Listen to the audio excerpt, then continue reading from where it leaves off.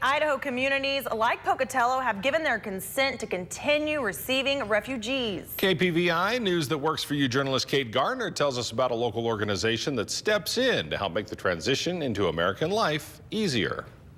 But I know what it means to leave your country and to leave your family and to go to a completely new world. Noran Amin is a student at ISU. Being from Egypt, she relates to some of the struggles refugees may face while integrating into American culture. For that reason, she became a member of B.R.I.D.G.E.S, Idaho. B.R.I.D.G.E.S is an organization geared to assisting refugees when they come to the United States between the time after they've been assisted by the U.S. government for up to 8 months. And we fill in the gap between that assistance and the assimilating into the population. Before Bridges can offer assistance, refugees must go through a resettlement center in either Boise or Twin Falls. And to get to a resettlement center is no easy task. They have come through an in-depth personal investigation process, typically called vetting. And so they're checked out health-wise, their intellect, their legal status, their educational status, and they're more qualified than many Americans to be here.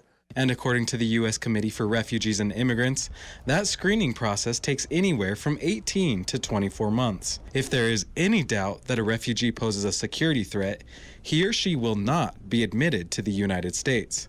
Last year, just over 100 refugees who made it through the screening process ended up being resettled through the Twin Falls Center. We tend to be kind of same white, middle-class people in Idaho, and by getting people from other countries with other cultures, even other languages, I think it adds a lot to the whole situation here in Idaho.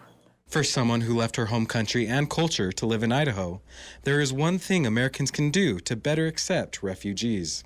So I'd like them to just imagine like what life would be like if you have to leave everything behind and start a new life.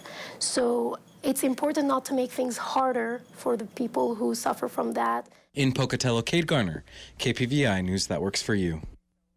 Under a recent executive order by President Trump, states must consent to continue accepting refugees. Idaho Governor Brad Little issued a consent letter for both counties where the resettlement offices are located so they could continue operating.